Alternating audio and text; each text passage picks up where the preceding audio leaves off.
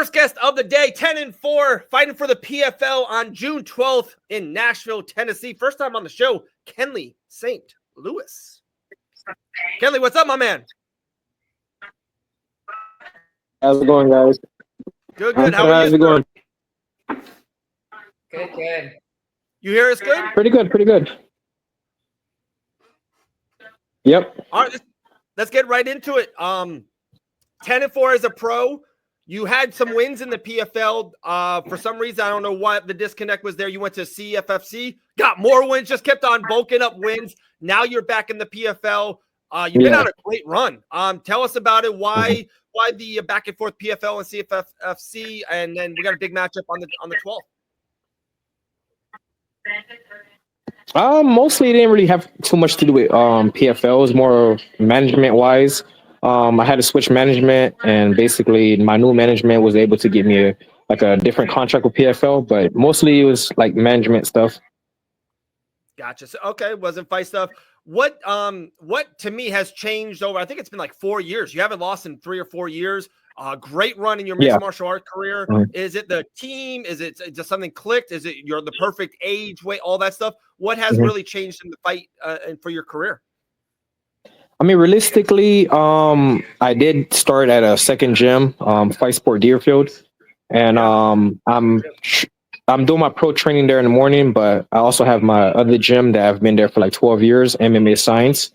But realistically, what changed the most was the mental part. I would say like physically, I've always trained pretty much every day. Like for the 12 years I've been in this career, like I've always trained pretty much every day.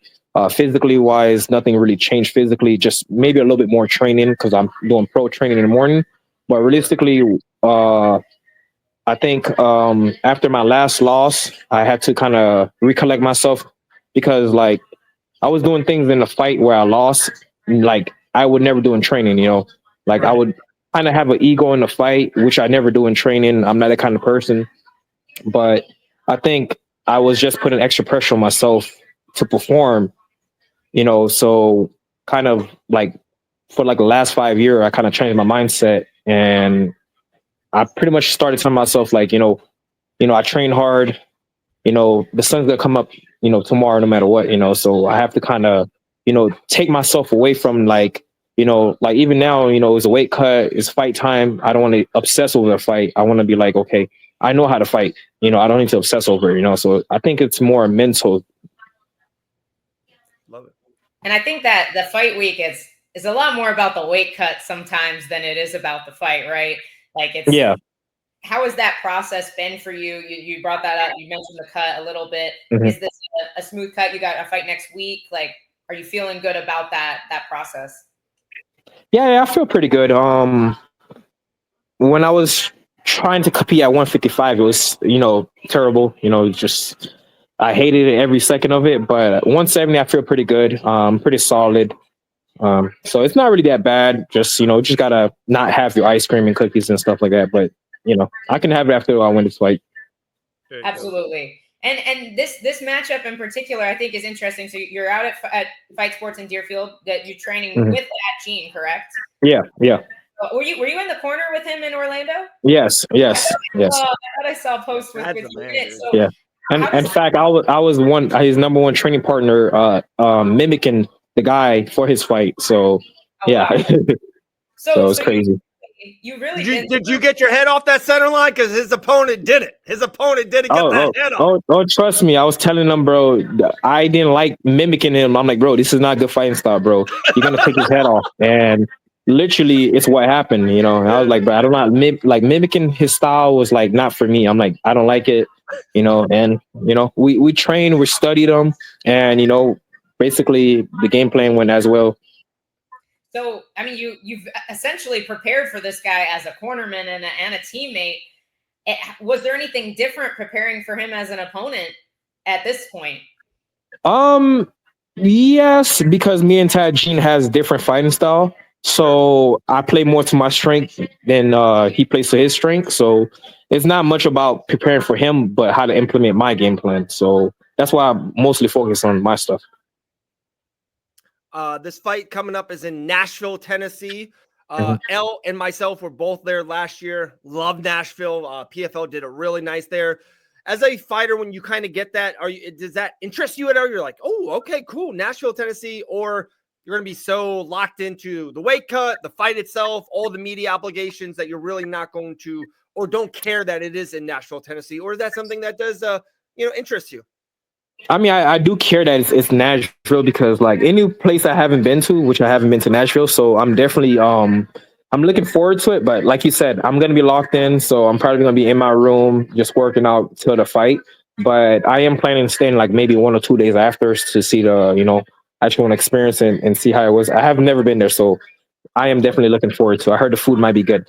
Oh, it's great. If food is good and like wasn't it right down the venue? L was like the main strip. It was Kendly. It was a good time. It was a good time. That's what I heard. I don't know if you're like do you like Buffalo, like Nashville hot chicken, like that kind of food? I mean, I like wings, but I don't know about hot, spicy stuff. Oh, not spicy. The thing in Nashville, fried chicken. Oh, okay. Yeah. I'm down for that. Yeah, I'm down for that. Yeah. I'm down for that. So good, so good. I got one big thing for you, Kendly. I'm a dad of 4. My oldest son just started kind of boxing. We got BJJ class tomorrow night, getting into it. And I got 2 young daughters at 5 years old, twin girls. I saw on your social that your daughter's starting to train and do some stuff. Yeah. How cool is it? Are you, did you push her into do it? Does she just want to do it herself? Tell me about that so I can study and put it on my daughters. Well, as a father of, 1 little girl and you have 2, so you cannot kind of understand, in this society, in this world we live in, the number one thing is self-defense, like I wanted her to kind of experience, training as far as being able to protect herself. But as she get older, it's going to be her choice that she wants to continue. But the beginning is like the bare minimum is self-defense, but I mean, she loved it. She enjoyed it. There's kids her age, so she's pretty much always, with kids her age having fun. It's like maybe 30 minutes, drilling, but then the last 30 minutes is mostly just jumping around, kind of having fun. But like I said, for me, martial art is more than just fighting and everything. It's respect, it's honor. So that's one big key that I want her to, kind of, dabble in as she get older and realize like, hey, respect takes you a long way in this world, and like I said, biggest thing is the self-defense and, No, I appreciate that. I'm eager. Like I said, my son just started boxing, so he's like all into that. And we're starting BJJ tomorrow night, so we'll get him rolling. Yeah, definitely. Like I said, as she get older, I would love to see her compete in jiu-jitsu. I would love to see it. She love it. Very cool. How would you feel about her fighting in MMA? A lot of fighters are like weird about it. I mean, like I said, if it's her choice as she get older, then I'm gonna support her. I like it. You coach as well. Do you kind of cut back on that when you're in camp, or like how is that with your pretty much, the last 2 weeks I don't coach, I don't teach, I don't do personals. So it's pretty much just, training and watching what I eat and sleeping most of the time. Cause, if I'm not sleeping, then I'm probably going to be trying to eat, or if I'm not training, I'm probably going to try to eat. So I try to just kind of lock in and just pretty much inside in the house, outside of the house, watch, TV, anime, whatever, game, pretty much like stuff like that instead of being out where, you kind of get tempted, Yeah. I absolutely understand. And I want to go back to this matchup and just this card that PFL has put together, because there's a few welterweight matchups on the card as well. Besides yourself that are not in the tournament, obviously. And, for most PFL fighters, the goal is the tournament, right? Like that's your biggest payday. Looking at these other matchups, you have some other guys who lost in the first round, like your opponent Berkhamov. You also have Magomed Molotov, who just had a little hiccup with the weight cut and was, I think, very highly touted to do well in the tournament this year before that happened. Is there another matchup like Magomed that you want this year before the end of the tournament to prove that you deserve that spot in the tournament for next season? I'm glad you asked that because I had somebody in mind. The person that I was actually studying before was Sharon Shriek or something like that. I think he's fighting on a show card ahead of me too. Maybe a fight after me. So I think I think if he wins, I would love to fight him. He looks like a pretty tough dude, and I'm not shy away from tough opponents, bro. So I think he's like a pretty, high level prospect they want to see win. And if he wins his fight, and I'm gonna win mine, so I think you let us clash, and then we go from there. Love that. I love it. I love it. Last thing on Thad Gene, probably the biggest fight of his career, main event against Jason Jackson, who, we were there all that week. Jason Jackson was the poster boy of that card in Orlando. But Thad Gene, to me, stole the card. He stole with the knockout and then what his post-fight and everything of that nature. And now they're matched up together. It's a great fight. It's a great timing. Just what do you think of this fight? The main event, they're all on the posters. They're already got some back and forth going. I love this fight. This is the right fight at the right time, I believe. I'm 100. I agree with you 100% because Thad is a hardworking person. For a 26-year-old, about to be 27, he's the type of person that's gonna take criticism and listen to you. He has his own personality, his own light, but he's also like, hey, I'm gonna listen. So he's a killer fighter, and I mean, to be frank, I'm like his number one training partner. I've trained against all different welterweights and even 85ers. Like, he's the only one that gives me a hard time at all. I'm cool. I'm cool with him, but I know Jason Jackson. Like, I've met him several different times. He's always been a respectful person. That war they have between them, that's a warrior thing. When that time comes for anybody, hey, that's gonna be our number. But Tad is, like I said, I think he's more well-rounded than Jason.